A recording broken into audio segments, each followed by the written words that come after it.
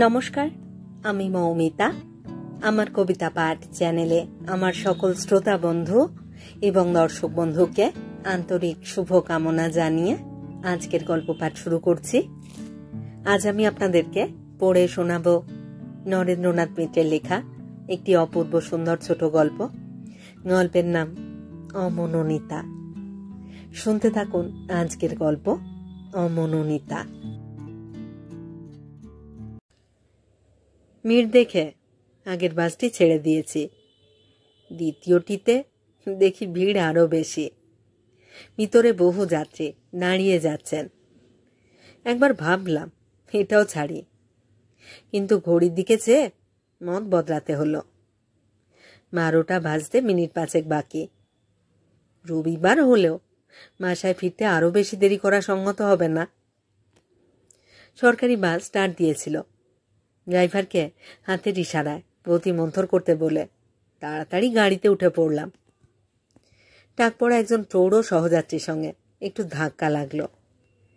তিনি একটু বিরক্ত হয়ে মন্তব্য করলেন, অনেকক্ষণ তো দাঁড়িয়েছিলেন মশাই, কিন্তু গাড়ি চলতে শুরু করলে তবে উঠলেন কেন? এই কথার কোনো জবাব না দিয়ে আমি সামনের দিকে আরো খানিকটা এগিয়ে গেলাম। সমস্ত বেঞ্চিগুলি যাত্রীতে ঠাসা। বাকি যারা বসতে পারেননি তারা ঊর্ধ্ববাহু হয়ে দাঁড়িয়ে রয়েছেন। মাথার উপরকার রড থেকে ঝুলন্ত চামড়ার একটি হাতল আমিও ধরলাম। সামনের লেডিস সিটে একটি মেয়ে একেবারে জানলার ধার ঘেঁষে বসে রয়েছে। বেঞ্চের যতটুকু স্থান দখল করে রয়েছে তার চেয়ে অনধিকৃত স্থান রয়েছে বেশি। দেখলাম জায়গাটুকুর দিকে আরো কয়েকজনের লুব্ধ চোখ বারবার পড়ে ফিরে যাচ্ছে। মনে মনে একটু হাসলাম। পাশের স্থানটুকুই শুধু দর্শনীয় নয়, দেখবার বস্তু আরো আছে। পিছন থেকে ভারী সুন্দর দেখাচ্ছে। পিঠের উপর নুয়ে পড়া এলো খোঁপাটি। সাদা ব্লাউজের নিচে ঈষৎ পুষ্ট বাহুমূলের ডৌলটি বেশ চমৎকার। ব্লাউজের হাতায় সবুজ রঙের সূক্ষ্ম দুটি রেখার চারুশিল্প। কানে অর্ধচন্দ্রাকৃতি আধুনিক রচিত ইয়ারিং দুটিও বেশ মানিয়েছে। পরনে চওড়া খয়েরি পেলে মিহি সাদা খুলে শান্তিপুরি। গায়ের রংটা একটু ফর্সা হলে বেশ মানাতো, কিন্তু রং ফর্সা নয়, এমনকি শ্যামবর্ণও নয়, দিব্যি কালো। তবু সমস্ত মিলিয়ে বেশ লাগছিল। রূপের বিচারে রং তো সব নয়, রুচি অনেকখানি। একটু যেন অন্যমনস্ক হয়ে পড়েছিলাম। হঠাৎ প্রবল এক ধাক্কায় হুমড়ি খেয়ে পড়তে পড়তে কোনো রকমের সামনে নিলাম। উল্টো দিক থেকে একখানা বেসরকারি বাস বাঁ থেকে ডাইনে সরে এসে একটু বোধহয় পথের রীতি লঙ্ঘন করেছিল। আমাদের ড্রাইভার হঠাৎ ব্রেক কষে সংঘর্ষ বাঁচিয়েছে, কিন্তু আমি ঠিক মান বাঁচাতে পারলাম না। পূর্ববর্তিনীর কাঁধের সঙ্গে বেশ একটু লেগে গেল। মেয়েটি ভ্রুকুচকে এবার ঘাড় ফিরিয়ে তাকালো। আমিও একটুকাল তাকিয়ে থেকে বললাম, সরি, খুব লাগলো? এই প্রশ্নের জবাব না দিয়ে মৃদু হেসে মেয়েটি বলল, আপনি বসুন। আমি একটু ইতস্তত করছি দেখে মেয়েটি আবার একটু হাসল। সংকোচ করবেন না, আপনি আমাকে চেনেন, কিন্তু আপনার বোধহয় মনে নেই। আমি বললাম, আছে। মেয়েটি আরো একটু জায়গা করে দিয়ে বলল, আসুন। এবার আর আমন্ত্রণ উপেক্ষা করলাম না, পাশে গিয়ে বসলাম মেয়েটির। মেয়েটি আর কেন, যখন চিনেই ফেলেছি আসল নামটাই বলি, ফুল্লোরা। ফুল্লোরার সঙ্গে এমনভাবে দেখা হবে কোনোদিন ভাবিনি। পিছন থেকে দেখে কেন যেন কুমারী মনে হয়েছিল। পাশে বসে দেখলাম তা নয়। মাথায় আঁচল না থাকলেও সিঁদুর আছে, কপালে আছে সুগোল সুন্দর একটি ফোঁটা। আশ্চর্য, সিঁদুরে ফুল্লোরাকে এমন সুন্দর যে মানাবে সেদিন ভাবতে পারিনি। মানিয়েছে বটে, কিন্তু এই সৌন্দর্যের মধ্যে কোথাও যেন একটু নিষ্ঠুরতা আছে। একজনের সিঁথির সিঁদুরের সঙ্গে কি আর একজনের হৃদয়ের একটি রক্তাক্ত আঁচড়ের তুলনা চলে? উপমাটুকু মনে আসায় নিজেই ভারী লজ্জিত হলাম। ছি, মনের একই কাঙালপনা। ফুল্লরার সঙ্গে কোনোদিন কি আমার হৃদয়ের সম্পর্ক হয়েছে যে তাতে আঁচড় পড়বে? মাত্র একদিনই তো দেখা হয়েছিল ফুল্লরার সঙ্গে, মানে দেখতে যেতে হয়েছিল। আর চোখে তাকিয়ে দেখলাম ফুল্লরা জানলা দিয়ে বাইরের দিকে চেয়ে আছে। ল্যান্সডাউন রোড দিয়ে ছুটে চলেছে 8-20 স্টেট বাস। আমিও একটু বাইরের দিকে তাকালাম। খোলা জানলা দিয়ে একটি সাদা দ্বিতল বাড়ি চোখে পড়ল। দূর বন্ধ, জানলায় নীল রঙের পর্দা। মনে হলো ফুল্লরাদের জানলার পর্দার রঙও তো এমনি নীল ছিল। কিন্তু রংপুরের সেই বাড়িটির দূর জানলা আজকের মতো এমন বন্ধ ছিল না, বরং রাত 11টা পর্যন্ত বাড়ির অন্দর সব খুলে আমার জন্য অপেক্ষা করে বসেছিলেন রাজেনবাবু। তাকে অত রাত অবধি বাইরে বসিয়ে রাখবার দায়িত্ব অবশ্য মোটেই আমার নয়। কি একটা গোলমালে গাড়ি পুরো 2 ঘন্টা লেট। চলন্ত গাড়িতে উঠে হঠাৎ যদি অচল হয়ে পড়তে হয়, আমার ধারণা কেউ ধৈর্য রাখতে পারে না। চঞ্চল হয়ে ওঠে সকলেরই মন। অত রাত্রে অপরিচিত জায়গায় গাড়ি থেকে নেমেছি বলেই যে আমার ধৈর্যচ্যুতি ঘটেছিল তা নয়, ধৈর্য হারিয়েছিলাম তারও অনেক আগে। এইসব দুর্ভোগ ভোগবার কথা আমার দাদার, আমার নয়। মেয়ে দেখতে তারই প্রথমে আসবার কথা। প্রাথমিক নির্বাচনের কাজ তিনি সারবেন। তারপর তার পছন্দ হলে রাজেনবাবু মেয়ে নিয়ে আসবেন কলকাতায় তার আত্মীয়ের বাসায়। সেখানে সবান্ধবে আমি গিয়ে দেখব এবং মনোনয়ন সম্পর্কে চূড়ান্ত মতামত জানাবো। এই ছিল গোড়ার দিককার বন্দোবস্ত। কিন্তু অফিস থেকে দাদার ছুটি মঞ্জুর না হওয়ায় অফিস কামাই করে ছুটতে হয়েছে আমাকে। বলেছিলাম, এবারও তারিখ বদলাও না, টেলিগ্রাম করে দাও, ছুটি পেলাম না। দাদা বললেন, তাই কি হয়? এই 6 মাস ধরে চিঠিতে টেলিগ্রামে কেবলই তারিখ পাল্টাচ্ছি। ভদ্রলোকেরা কি মনে করছেন বলতো? অত আগ্রহ তাদের। সত্যি রাজেনবাবুদের আগ্রহের মাত্রাধিক্যটা আমি নিজেও লক্ষ্য না করে পারিনি। নিজেদের অসুবিধার কথা জানিয়ে যতবার আমরা তারিখ স্থগিত রেখেছি ততবার তারা জোর তাগিদ দিয়েছেন, দয়া করে ছুটি নিন, ছুটি নিয়ে একবার কেউ আসেন আপনারা। আরও 2-1টা সম্বন্ধের আলোচনা চলছে, কিন্তু আপনাদের কথা না পেলে আমরা কোনো দিকেই এগুতে পারছি না। দাদাকে বলেছিলাম, বেশ তো, ওদের এগুতে দাও না, আমরা না হয় একটু পিছিয়ে থাকি। কিন্তু দাদা তাতে রাজি হন না। ছি ছি, সে বড় অভদ্রতা হবে। এতদিন ধরে যখন আলোচনা চলছে, ওরাও এত আশা করেছেন, পছন্দ হোক না হোক একবার গিয়ে দেখে আসা দরকার। বললাম, বেশ, তুমি তাহলে ভদ্রতা রক্ষা করে এসো। দাদা বললেন, তাই যাব। কিন্তু শেষ মুহূর্তে তিনি ছুটি পাননি শুনে আমি ধৈর্য রাখতে পারলাম না। বললাম, বেশ, যা করবার করো, আমি কিছু জানি না। দাদা একটু হেসেই বললেন, যা করবার তাই করছি। রাজেনবাবুকে টেলিগ্রাম করে দিয়েছি, ধীরঞ্জন আজই রওনা হচ্ছে। দাদার সঙ্গে খুব একচোট কথান্তর হলো, আর সেই কড়া কথার প্রায়শ্চিত্ত করতে সুটকেস গুছিয়ে শেষ পর্যন্ত রওনা হতে হলো আমাকে। সঙ্গে নেওয়ার জন্য 2-1জন বন্ধুর খোঁজ করেছিলাম, কিন্তু এত শর্ট নোটিশে কেউ অত দূরে যেতে রাজি হলো না। ঘনিষ্ঠ বন্ধু নারায়ণ পর্যন্ত হেসে বলল, রংপুরের রং তুমি দেহে মনে মেখে এসো ভাই, আমরা এই কলকাতা শহরে বসেই দিব্যি তা 2 চোখ ভরে দেখব। স্টেশনে নেমে একবার এদিক ওদিক তাকালাম, যদিও খবর দেওয়া আছে, তবু এত রাত্রে কোনো অপরিচিত ভদ্রলোকের আতিথ্য নেওয়া ঠিক হবে কিনা একটু ইতস্তত করলাম। 17-18 বছরের সুদর্শন একটি ছেলে, কেবলই আমার দিকে তাকাচ্ছিল। তাকে জিজ্ঞাসা করলাম, হ্যাঁ, সবচেয়ে ভালো হোটেল কোনটা এখানে? ছেলেটি পাল্টা প্রশ্ন করল, আপনি কি কলকাতা থেকে আসছেন? হ্যাঁ। আপনার নাম কি ধীরঞ্জন মিত্র? কি করে চিনলে? ছেলেটি বলল, বাহ, অর্জুনদা আপনার 2-3 রকমের স্ন্যাপশট পাঠিয়েছেন, আপনাকে চিনব না? এবার ছেলেটিকেও চিনলাম। অর্জুন আমার স্কুলের সহপাঠী, তারই তোর সম্পর্কে আত্মীয় রাজেনবাবুরা। লুকিয়ে লুকিয়ে আমার ফটো সেদের পাঠিয়েছে, অথচ মেয়ের ফটো সে একবারও তো আমাদের দেয়নি। ভারী রাগ হলো। ছেলেটি আবার একটু আত্মপরিচয় দিল, আমার নাম জীবন, আমার দিদির সঙ্গেই। তারপর একটু হেসে বলল, বুঝেছেন? বললাম, বুঝেছি।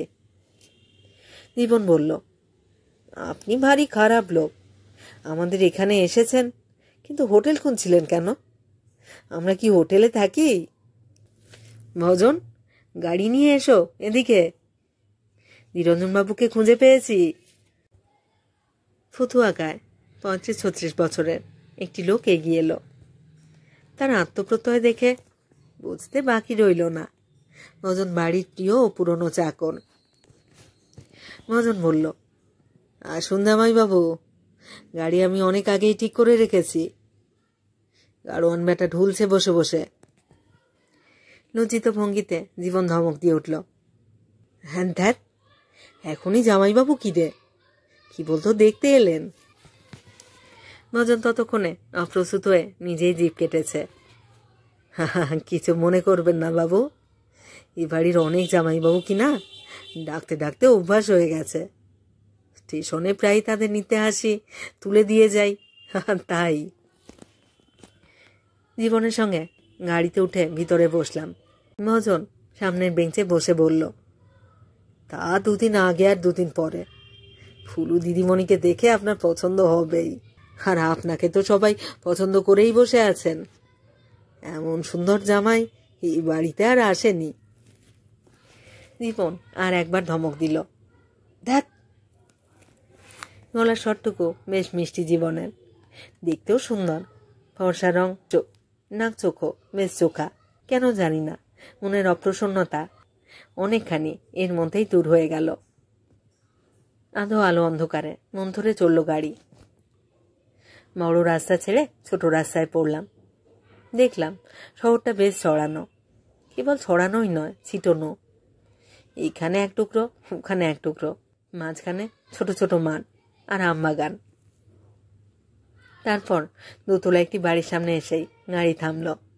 বাড়ির কর্তা ছুটে এসে দাঁড়ালেন, এই যে আসুন আসুন। কি দুর্ভোগী না হলো, 2-2বার লোক পাঠিয়েছি স্টেশনে, গাড়ির দেখা নেই। আজকে তো গাড়িটা সামনে ছেড়েই দিয়েছিলাম। গাড়ি থেকে নেমে রাজেনবাবুকে হাত তুলে নমস্কার করে সৌজন্য জানিয়ে বললাম, খুব কষ্ট দিলাম আপনাদের। রাজেনবাবু বললেন, কি যে বলেন, যারা নিজেদের বাড়িতে থাকে তাদের কষ্ট, না দূর থেকে যাদের গাড়ি করে ছুটে আসতে হয় তাদের কষ্ট? আর আজকাল যা হাল হয়েছে রেলওয়ের, কেতাদুরস্ত টাইম টেবিলটাই আছে কেবল, সময় টময় ঠিক নেই। আমার অসুবিধা ঘটছে বলে ভদ্রলোক যেন রেল কর্তৃপক্ষের কাউকে সামনে পেলেই ঝগড়া করতে পারেন। তার ভাব দেখে এমনই মনে হলো। সম্ভাব্য শ্বশুরের দিকে আমিও একটু চোখ বুলিয়ে নিলাম। সুদর্শন না হলেও সাধারণ দর্শন, প্রৌঢ় ভদ্রলোক, মাথায় কাঁচা পাকা চুল, দাড়ি গোঁফ কামানো। রাজেনবাবুর সঙ্গে তার বৈঠকখানা ঘরে গিয়ে ঢুকলাম। চেয়ার টেবিল সাজানো, অনতি প্রশস্ত একখানা ঘর, 2 আলমারি ভরা আইনের বই, সোনার জলে লেখা আর.এন. বসু। রংপুরে অনেক দিনের প্র্যাকটিস রাজেনবাবুর, সেই কথা আগেই শুনে এসেছি। রাজেনবাবু বললেন, আমরা ভেবেছিলাম নিরঞ্জনবাবুই আসবেন, কিন্তু এই বেশ হয়েছে, এই কালে রীতিনীতিই ভালো, নিজেরা দেখে শুনে পছন্দ করে। হ্যাঁ, এই ভালো। কথার ধরন দেখে মনে হলো রাজেনবাবু নিজের মনকে বোঝাচ্ছেন, নিজের সেকালের মনকে এই কালের রীতিনীতি মেনে নিতে বলছেন। নূরের পাশে মহাজন এসে দাঁড়ালো। বড়বাবু, আপনি যেন আবার গল্পে বসবেন না, মা বলেছেন অনেক রাত হয়ে গেছে। রাজেনবাবু ব্যস্ত হয়ে উঠলেন। হ্যাঁ, ঠিক ঠিক, সারাদিন গাড়িতে কেটেছে আর যাতায়াতে আজকাল যা হাঙ্গামা। উঠুন উঠুন, আলাপ টালাপ পরে হবে। ভজন, বাবুকে কুয়োর ধারে নিয়ে যাও, জল গামছা দাও। হাত মুখ ধুয়ে কাপড় ছেড়ে আসবার পর রাজেনবাবু বললেন, আর দেরি নয় ভজন, এবার আমাদের জায়গা করে দিতে বলো। জায়গা করাই আছে, ভিতরের দিকের একখানা ঘরের মধ্যে পাশাপাশি দুখানা আসন পাতা হয়েছে। একজন প্রৌঢ়া বিধবা পরিবেশন করতে এলেন। রাজেনবাবু ভাতে হাত দিয়ে বললেন, আহ, তুমি কেন, তোমার মা আসতে পারলেন না? রাঁধুনি বলল, মার বোধহয় লজ্জা করছে। রাজেনবাবু বললেন, লজ্জা আবার কিসের? ছেলের বয়স, দুদিন পরে হয়তো আসে, বলো তাকে। একটু বাদে ঘিয়ের বাটি হাতে রাজেনবাবু স্ত্রী এসে দাঁড়ালেন। চামচে করে ঘি দিতে লাগলেন পাতে। রাজেনবাবুর তুলনায় তার স্ত্রীর বয়স অনেক কম বলে মনে হলো, দেখতেও বেশ সুন্দরী। দেখলাম আহার্যের প্রচুর আয়োজন করা হয়েছে। 3 রকমের ডাল, 4 রকমের মাছ, টক মিষ্টি। খেতে খেতে রাজেনবাবু জিজ্ঞেস করতে লাগলেন, এই আর মাছের ঝোলটা বুঝি ফুলুর নিজের? রাজেনবাবু শ্রী জবাব দিলেন, কই মাছের তরকারিটাও ফুলুই করেছে। রাজেনবাবু আমার দিকে তাকিয়ে বললেন, মাছ রাঁধতে ভারী ভালোবাসে, আর তা কেমন হয়েছে রান্না? মৃদু হেসে বললাম, ভালো। খাওয়াটা বেশ পরিতৃপ্তির সঙ্গে হলো। কলকাতার মির্জাপুরের বোর্ডিং হাউসে বহুদিন এমন চর্বচস্যের স্বাদ মেলেনি। খাওয়ার পরে শোয়ার ব্যবস্থাটিও বেশ পরিপাটি। পাশের একখানা ঘরে তক্তপোষে পুরো দুগ্ধফেনো বিছানা, বালিশ পাশ বালিশ। একটু দূরে উঁচু টিপয়ের উপর ফুলদানিতে কয়েকটি রজনীগন্ধা। ভালো লাগলো। বাটিতে করে পান নিয়ে এলো জীবন। আমি বাটি থেকে গোটা 2 লবঙ্গ তুলে নিলাম। জীবন বলল, পান খান না বুঝি? আমি দিদিকে তখনই বলেছিলাম, তুই তো সাজছিস, কিন্তু পান হয়তো উনি খানই না। অর্জুনদা একবার লিখেছিলেন, পান নয় ধূমপানের ভক্ত। এমন চমৎকার পান করেন অর্জুনদা। পকেট থেকে গোল্ড ফ্লেকের একটি বাক্স বার করলো জীবন। তারপর জানলা দিয়ে মুখ বাড়িয়ে বলল, দেশলাই আনতে ভুলে গেছি দিদি, দেশলাই দাও তো। মৃদু কণ্ঠে জবাব এলো, আমি পারবো না। ফাজিল কোথাকার, তখন বললাম নিলি না কেন? বললাম, দেশলাই আমার কাছে আছে জীবন। কিন্তু একটু বাদে জানলার ভিতর দিয়ে জীবনের হাতে নতুন একটি দেশলাই এসে পৌঁছল। সিগারেটটা সবে ধরিয়েছি। রাজেনবাবু ঘরে এসে ঢুকলেন। ঢুকে আবার তাড়াতাড়ি সরে আড়াল থেকে বললেন, আচ্ছা আচ্ছা, কালই কথাবার্তা হবে। মহাজনের গলা শোনা গেল, আপনি যান বড় কর্তা, মা বলছেন অনেক রাত হয়ে গেছে। রাজেনবাবু এবার বিরক্তি সুরে বললেন, যাচ্ছি তো। রাত হয়েছে সে কথা বারবার তোর মার বলতে হবে কেন? নিজে দেখতে পাচ্ছি না। রাজেনবাবু চলে গেলেন। মনে মনে আমি একটু অপ্রতিভ হলাম। সিগারেটটা একটু পরে ধরালেও হতো। জীবন চলে গেলে কি ভেবে যেন একটা পানও তুলে নিলাম। সঙ্গে সঙ্গে ভাবলাম, পানটা জীবন থাকতে খেলেই যেন আরো ভালো হতো। কাছের গ্লাসে জল ছিল। মুখ টুক ধুয়ে শুতে যাচ্ছি, নালিশের ঢাকনির দিকে চোখ গেল। চারিদিকে নীল রঙের লতানো বর্ডার, মাঝখানটা সাদা সাদা, কিন্তু নীল রংটা আমার চোখে যেন লেগে রইল। ঢাকনিতে কারো নাম ছিল না, কিন্তু হাতের কাজটুকু যে কার তা আমার বুঝতে বাকি রইল না। আলো নিভিয়ে শুয়ে পড়লাম। কিন্তু পাশের বড় ঘরটির আলো তখনও নেবেনি। ভাই বোনের কথাবার্তা কানে গেল। দিদি, এবার শো গিয়ে, তোকে আর কিছু দেখতে হবে না, আদর আপ্যায়নের কোনো ত্রুটি হয়নি। তুই বড্ড ফাজিল হয়েছিস জীবন। ঘুমোবার আগে একবার মনে হলো দাদার যে ছুটি মেলেনি সেটা ভালোই হয়েছে। খুব ভোরে ঘুম ভাঙল। হাত মুখ ধুয়ে আসবার পরে প্রথমে চা বিস্কুট, তারপর লুচি হালুয়ার প্রাতরাশটাও বেশ ভালোই জমল। সকালে কাগজ পাওয়ার জোর নেই, আগের দিনের কাগজটাই দেখছি। দুখানা পোস্টকার্ড হাতে জীবন এসে দাঁড়ালো। আচ্ছা ধীরঞ্জন বাবু, দেখুন দেখি এই চিঠি দুখানা। দেখলাম রাজেনবাবুর নামে মাসখানেক আগের লেখা দুখানা চিঠি। জরুরি কারণে দেখতে আসবার নির্দিষ্ট তারিখ পাল্টাতে হয়েছে বলে আমরা দুঃখ জানিয়েছি, কিন্তু দুখানা হাতের লেখা বিভিন্ন। জীবন চিঠি দুটি আমার হাতে দিয়ে বলল, আচ্ছা ধীরঞ্জন বাবু, এই চিঠি দুখানার মধ্যে কোনখানা আপনার দাদার? হেসে বললাম, তুমিই বলো। জীবন বলল, আমরা নিজেদের ভিতরে আগেই বলেছি, 5 টাকা বাজি রেখেছি দিদির সঙ্গে। বলুন তো কোন চিঠিখানা আপনার হাতের? আমি বললাম, কোনখানা আমার হলে তোমার সুবিধা হয়? জীবন অনুনয়ের ভঙ্গিতে বলল, না না, আপনি আগে বলুন। নিজের লেখা চিঠিটাই এগিয়ে দিলাম।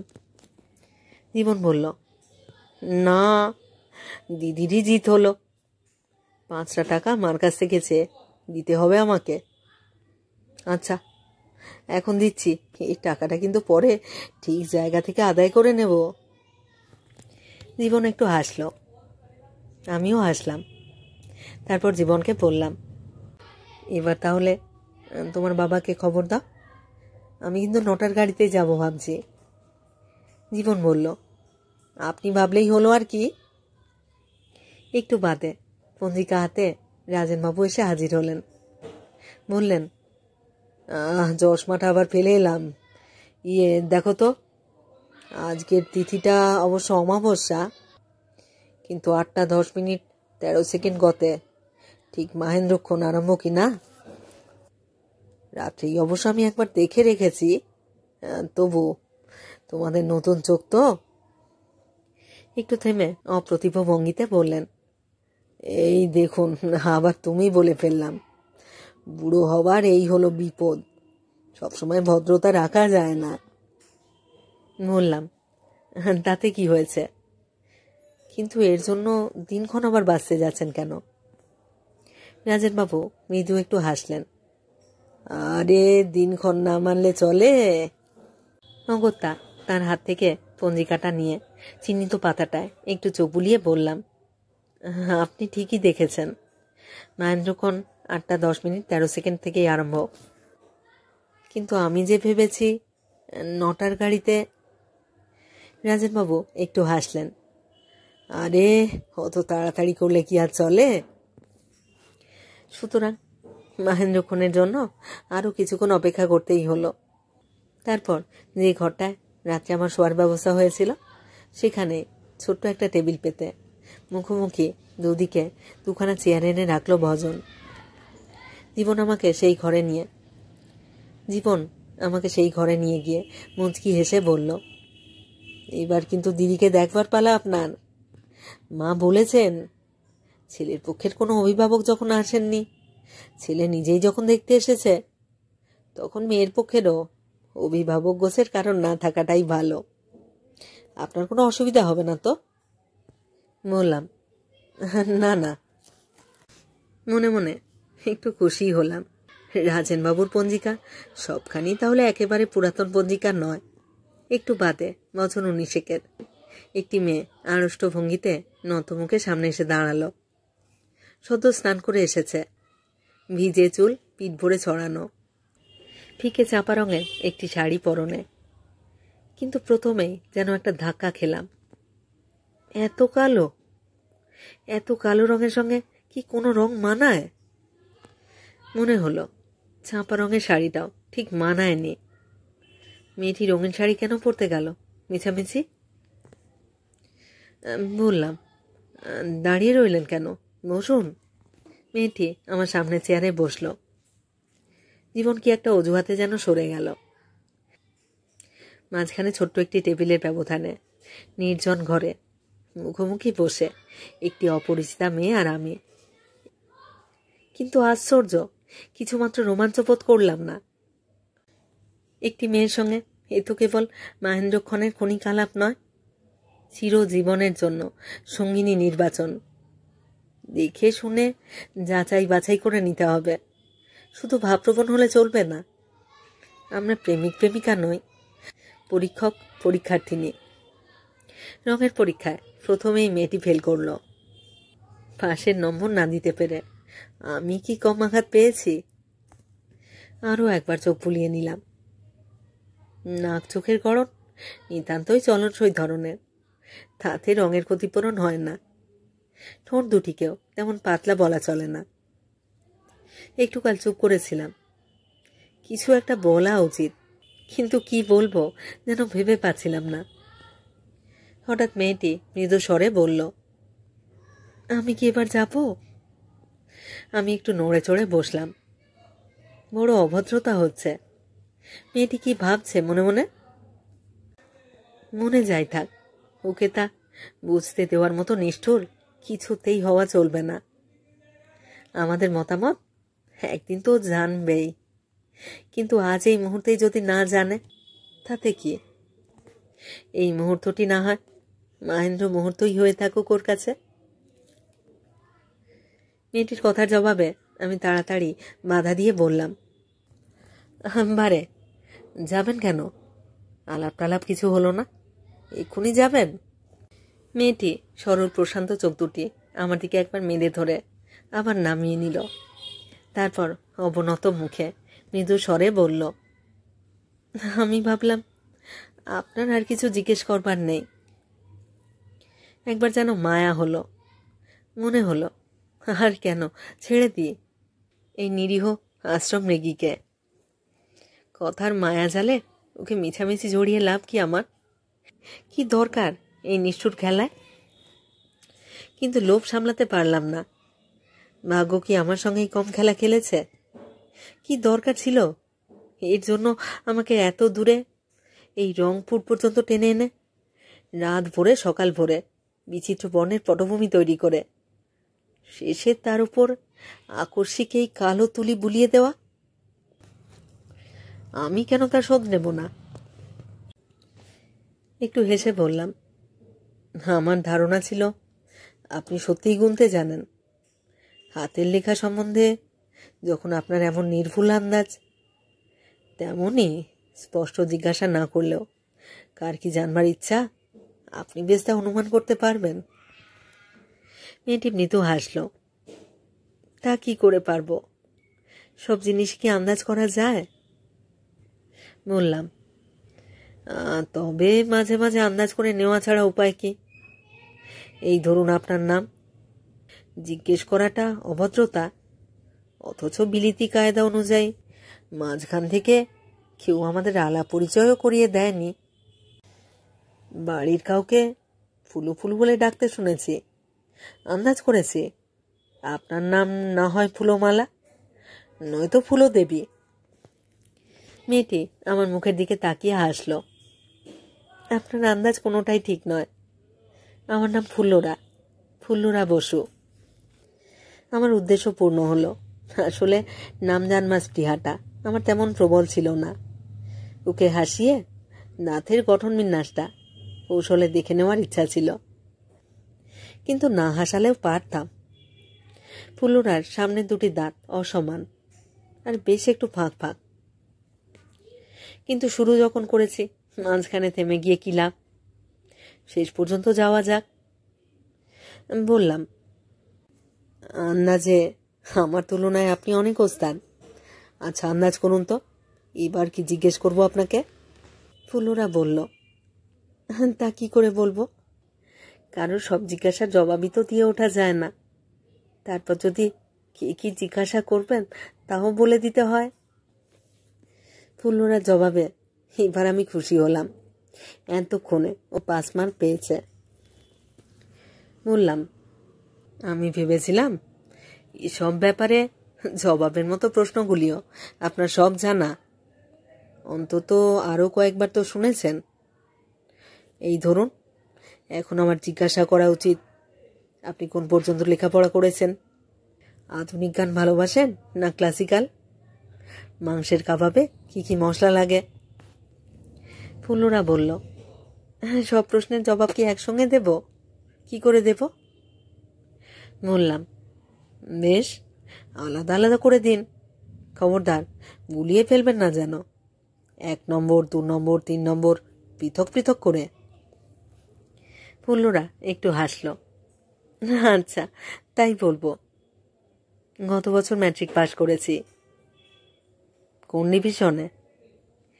ডিভিশন তত ভালো হয়নি।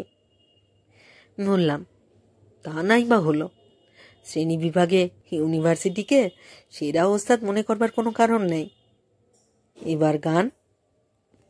ফুল্লরা বলল, গান আমি জানি না। বললাম, আপনি নিশ্চয়ই বিনয় করছেন। যিনি যত গান জানেন তিনি তত বেশি বিনয় করতেও জানেন, এই নিয়ম। ফুল্লরা বলল, গান আমি সত্যিই জানি না। বললাম, আচ্ছা, আপনি কতখানি মিথ্যা বলছেন তা জানবার সুযোগ আশা করি পরেও পাওয়া যাবে। আর মাংসের কাবাব সম্বন্ধে 3য় প্রশ্নটা আমি উদ্র করে নিচ্ছি। তার বদলে বলুন তো, 9টার পরে আর কখন গাড়ি আছে কলকাতার? এই গাড়ি তো ধরা গেল না। ফুল্লরা বলল, এত ব্যস্ত হচ্ছেন কেন? গাড়ি আরও আছে। কখন? রাত 8টায়। কি সর্বনাশ, সারাদিনে আর গাড়ি নেই? ফুল্লরা বলল, সারাদিন আর কই, দিনের তো অনেকখানি কেটে গেল। ফুল্লরার কথার ভঙ্গিতে মনে হলো দিনের এতখানি যেন না কেটে গেলেই ভালো হতো। বললাম, তাহলে তো আজকের দিনটাও আপনাদের জ্বালাতন করতে হবে। ফুল্লরা এবার কোনো জবাব দিল না। বললাম, আচ্ছা, এবার তাহলে ওঠা যাক। ইন্টারভিউয়ের প্রথম পর্ব। কিন্তু তা বলে মনে করবেন না এই শেষ। গাড়ি যখন ধরতে দিলেন না, সারাদিন ধরে রাখলেন, তখন ঘন্টায় ঘন্টায় ডাকবো, আর এমনই এক এক পশলা প্রশ্ন বৃষ্টি করব। ফুল্লরা কোনো জবাব না দিয়ে শুধু একটু হাসল। ফুল্লরা উঠে পাশের ঘরে ঢুকল। সিগারেট ধরিয়ে পায়চারি করতে করতে কানে গেল মৃদু গঞ্জনা। গঞ্জনা দিচ্ছেন ফুল্লরার মা মেয়েকে। গান একেবারে জানিস না, কেন বলতে গেলি? একটু আধটু তো জানিস, তাই না হয় বলতিস। ফুল্লরা কি জবাব দিল শুনতে পেলাম না, হয়তো কিছুই জবাব দেয়নি। তারপর সারা দিনের মধ্যে আরো অনেকবার দেখা হলো ফুল্লরার সঙ্গে।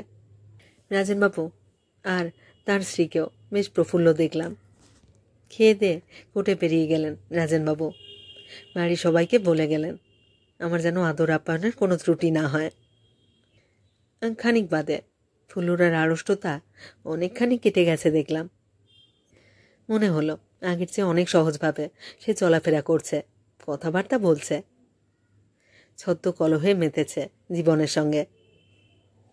আমার মনটা থেকে থেকে কেমন করে উঠতে লাগলো। অনেকবার মনে হলো ছুটে গিয়ে 9টার গাড়িটা তখন যদি ধরতাম সেই ভালো হতো। চান করে এসে দেখি ফুল্লরাই সকলের অলক্ষ্যে আয়না চিরুনি টিপয়ের উপর রেখে গেল। আমি আর জীবন পাশাপাশি খেতে বসলে ফুল্লরাকে দিয়ে সমস্ত পরিবেশন করালেন তার মা। দেখলাম এই বেলা মাংসের কাবাবের ব্যবস্থা করা হয়েছে। সারা দিনটা আমাকে স্থির থাকতে দিল না জীবন। বলল, কোণে দেখা তো হয়েই গিয়েছে, চলুন এবার শহর দিকে আসবেন। বললাম, তোমাদের শহরে আবার দেখবার কিছু আছে নাকি? জীবন বলল, নেই মানে? দেবী চৌধুরানীর রংপুরের কথা ভুলে গেলেন নাকি? ঘুরে ঘুরে দিনটা কোনো রকমে কাটল। তারপর এক সময় সত্যি রাত্রের গাড়ির সময় এলো। রাজেনবাবু বললেন, তা বলি কি, আজকের রাতটা থেকে গেলে হয় না? বললাম, তা কি করে হয়? রাজেনবাবু বললেন, নিরঞ্জনবাবু এলে অন্যান্য কথাবার্তাও হয়ে যেত এই সঙ্গে।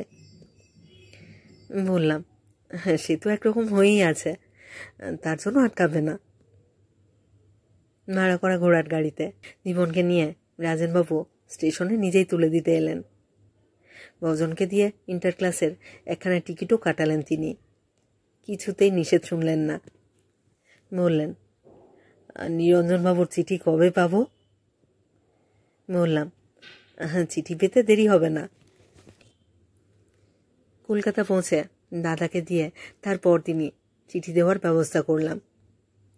মিনিট খানেক মনটা অবশ্য একটু দ্বিধাগ্রস্ত রইল, কিন্তু দৌর্বল্যকে বেশি প্রশ্রয় দিলাম না। দাদা সব শুনে বললেন, এখনো ভেবে দেখ ভালো করে, সংসারের রূপটাই তো সব নয়।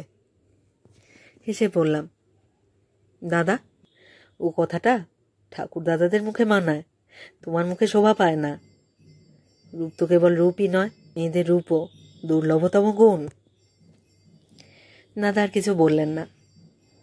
রাজেনবাবুকে খুব ভদ্র ভাষায় অত্যন্ত লজ্জা এবং দুঃখের সঙ্গে আমাদের অক্ষমতার কথা জানিয়ে দিলেন।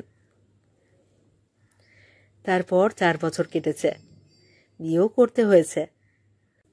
ভার্যা ফুল্লরার তুলনায় মনোরমা হলেও মনোবৃত্তানুসারী নিজে হয়েছে, এই কথা বলতে পারি না। আর একবার তাকিয়ে দেখলাম ফুল্লরার দিকে। জানলা দিয়ে কি এত দেখছে ফুল্লরা? দুপাশের বাড়িঘর, নাকি 4 বছর আগের সেই স্মৃতিচিত্র? একটু দূরে দুজন সহযাত্রীর কথাবার্তা কানে এলো। কি ভিড় দেখেছ? কিন্তু রবিবার যদি ট্রামে বাসে উঠতেই হয়, স্ত্রীকে সঙ্গে আনা ভালো, বসবার জায়গার অভাব হয় না। সহাস্য সমর্থন শোনা গেল। আজ যা বলেছ। ফুল্লরা একবার মুখ ফিরিয়ে এদিকে একটু তাকালো। মুখের রংটা বদলালো কিনা ঠিক যেন বুঝতে পারলাম না। কালো রঙের পরিবর্তন বোঝাও তো সহজ নয়। মাঝটা সমস্ত সার্কুলার রোড পার হয়ে বিবেকানন্দ রোডের মোড়ে এসে থামল। ফুল্লরা আমার দিকে তাকিয়ে বলল, এবার আমাকে নামতে হবে। একবার ভাবলাম, বলি আমাকেও, কিন্তু তার বললাম না। ওকে নিঃশব্দে পথ ছেড়ে দিলাম। ফুল্লরা মাথায় আঁচল টেনে নিয়ে স্মিত মুখে জোর হাতে বলল, আচ্ছা যাই এবার। ভালো আছেন তো? প্রশ্নের জবাব না দিয়ে আমি বললাম, আপনি? ফুল্লরাও জবাব না দিয়ে মৃদু একটু হাসল, তারপর এগিয়ে গেল দৌড়ের দিকে। ফুল্লরা কি সত্যি সুখী হয়েছে? সেদিনের সেই নিষ্ঠুর ছলনার কোনো রকম প্রতিশোধ না নিয়ে ফুল্লরা যে পূর্ব পরিচয় স্বীকার করল, তার পাশে বসবার আমন্ত্রণ জানালো, এই দাক্ষিণ্য কি তার সেই অপরিমিত সুখ সমৃদ্ধিরই প্রকাশ, নাকি বর্তমান বিড়ম্বিত জীবনের পটভূমিকায় আমার মতোই সেই ছদ্ম মাধুর্যের রংটুকু ফুল্লরা আজও ধরে রাখতে চায়, আজও মনে রাখতে চায় সেই কাঁচা রং লাগানো মাহেন্দ্র মুহূর্তটিকে? কথাটা কোনোদিনই কি আর ফুল্লরাকে জিজ্ঞাসা করা সম্ভব হবে?